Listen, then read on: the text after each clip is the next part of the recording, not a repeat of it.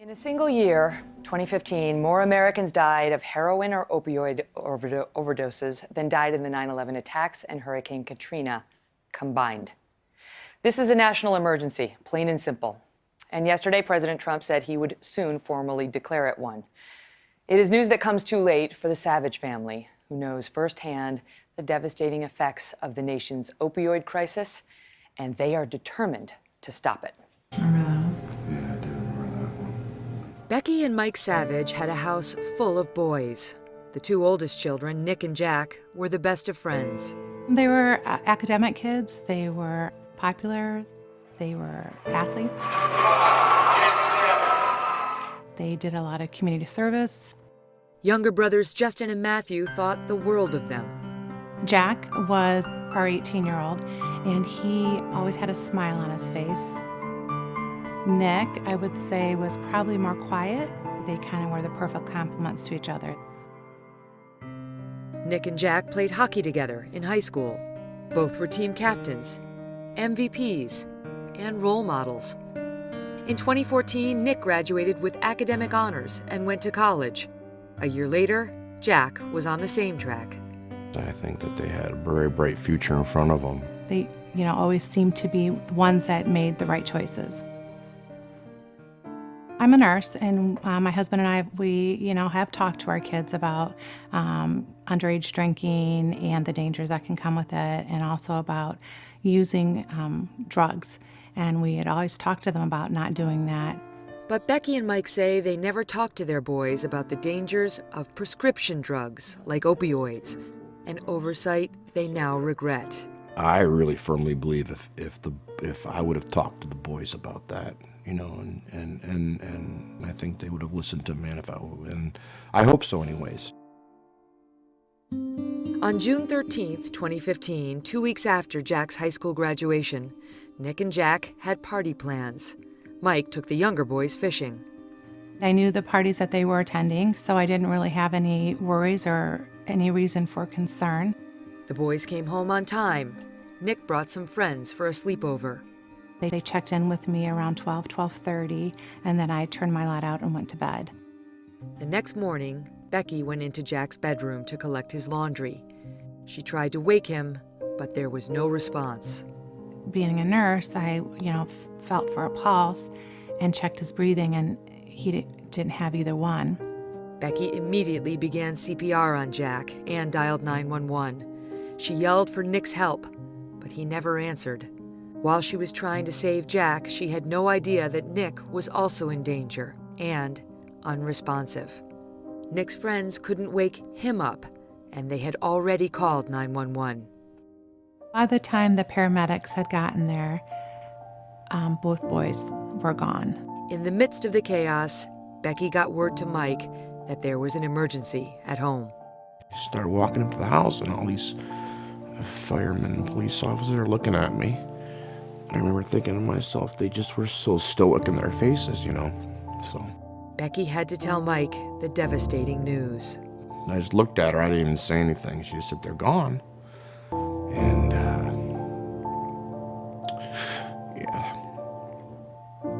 yeah. The coroner determined that both Nick and Jack died of an overdose of oxycodone and alcohol. Becky and Mike believe their boys made one bad choice that cost them their lives, and it could have been prevented. It's every parent's nightmare. It's still a nightmare that we live with every second of every day. I can't change what happened that night on June 15th, but we can change how we respond to that and we react to that. And hopefully by talking about it, we're bringing more awareness to other people, and they won't have to live our nightmare. And we're back now with Becky and Mike Savage and their son Matthew. The Savages' two oldest sons died of an opioid overdose on the very same night. Thank you so much for being here. Thank you for having us. I'm sure I speak for everyone when I say we are so sorry for your loss. Becky, the night that your sons died, on paper, you did everything right. You were there. You took the younger boys fishing. You were there. You waited for them. They came home. They made curfew. You spoke to them. Mm-hmm. How did they seem when you spoke to them? They seemed fine. And that's why I thought, well, they're home. They're home safe. And I went to bed. I went upstairs and turned my light off, and they went into the kitchen to make bagels and cream cheese. Had they already taken the oxycodone and the alcohol at that point? They had. But you couldn't tell, and you're a nurse. I could not tell. They weren't slurring their words. They, like I said, I made eye contact with one of them, and they seemed fine. Did you find out whether they had ever taken oxycodone or a drug like that before? We are not aware that they had. We've never had issues with our sons doing any kind of street drugs or any kind of prescription drugs or anything of that nature. So that's why when we found out what they had died of, it was a complete shock to us. I understand they got the drug oxycodone, which is a painkiller. A lot of people have this in their medicine cabinets after you have a procedure or something like that. They got it from another young man who was sentenced. He was tried and he was sentenced and sentenced to 18 months in prison. I know you believe that in a way he was more dangerous than a drug dealer on the street. Well, that's what the judge had when she had handed down his sentence, which he wasn't tried directly in connection with Nick and Jack's death because they couldn't prove that's where they had gotten the medication from. However, she handed down a harsher sentence for him because she said, you were more dangerous than a drug dealer on the street because you had their trust. You had these kids' trust, and that way you were more dangerous.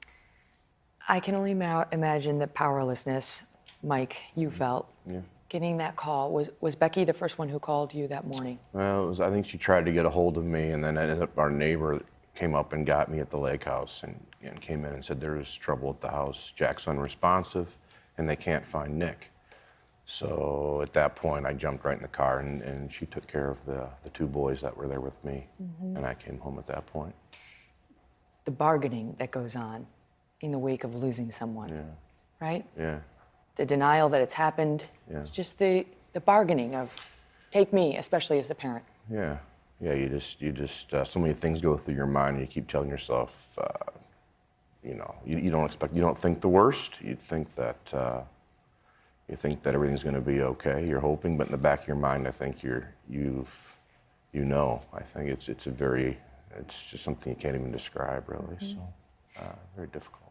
Matthew, I know you've been with your parents through all the things that they've done since the death of your brothers. What kind of big brothers were they? Just chill. Chill? Easygoing? Yeah. And you're the youngest? Yeah. How are you doing today? Being all right. Yeah.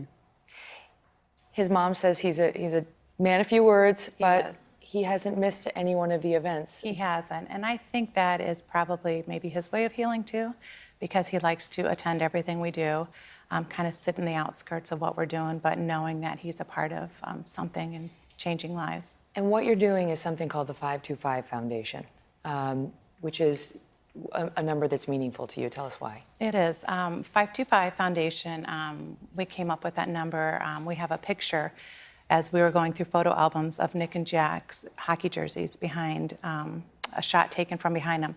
And they were lined up perfect. Jack was number 5 and Nick was number 25. So we thought, what a better way to memorialize the boys than call it the 525 Foundation. And you're trying to draw attention to what exactly, Mike? The problems of opioid at the high school level amongst our kids? I think right now, Becky spoke a lot at the high schools, and I think it's bringing the awareness and then the education of it, I myself, I can speak for myself, it didn't even hit my radar about opioid drugs and prescription drugs. So if we can make parents aware, and make kids aware that this is something that it happens across all socioeconomic, spectrums, It's, and the good kids, honor roll kids who were not druggies, they were not problem kids. That's right.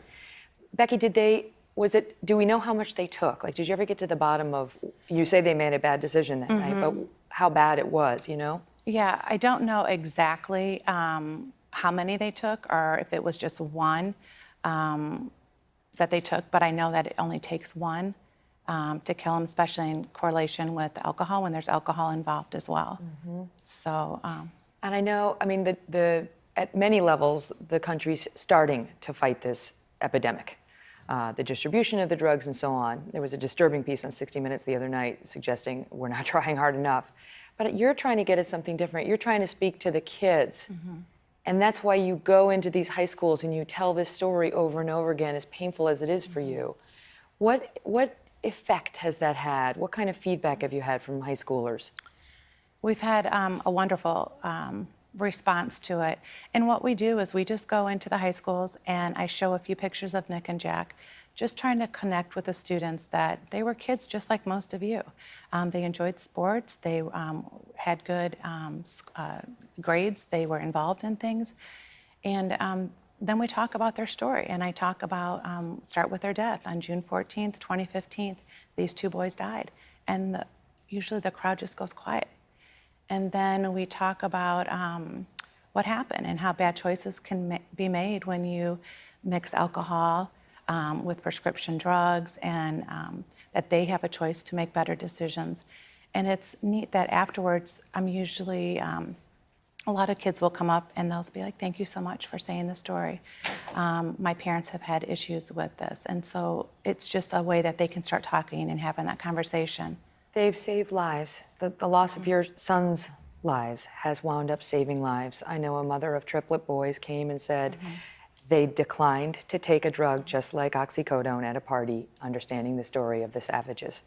And hopefully others watching this today and listening to you as you talk about 525 will reinforce the message with their own children that prescription drugs can be lethal too, even taken in small doses, even for the first time. Yes. Thank you for telling your story. Oh, you're welcome. Thank you too, for Hannah, having being us. here. You're pretty chill too. Yeah.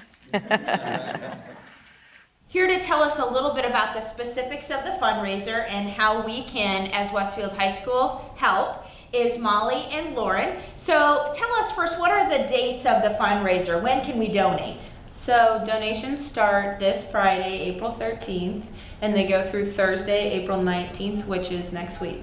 And where can they donate? So there's two locations that you can donate. You can donate at lunch, or you can donate in designated senior, junior classrooms. And more details on those features will come.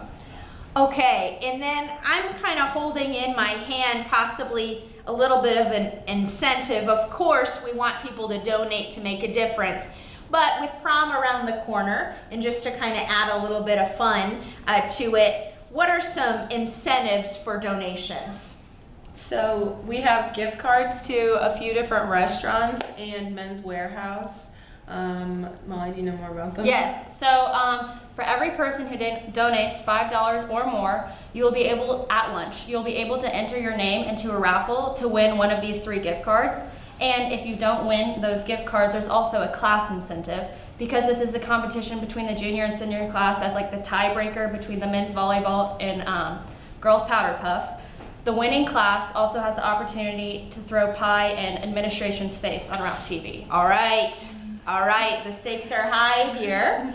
And what about for freshmen and sophomores? How can they be involved as well?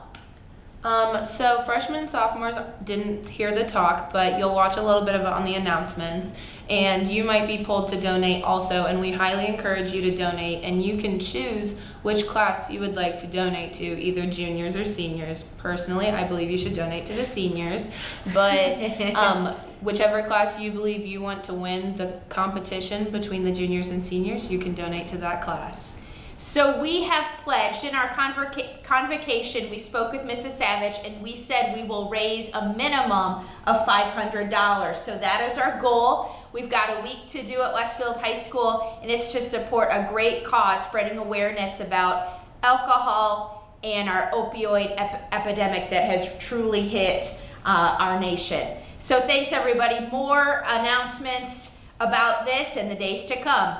Have a great day.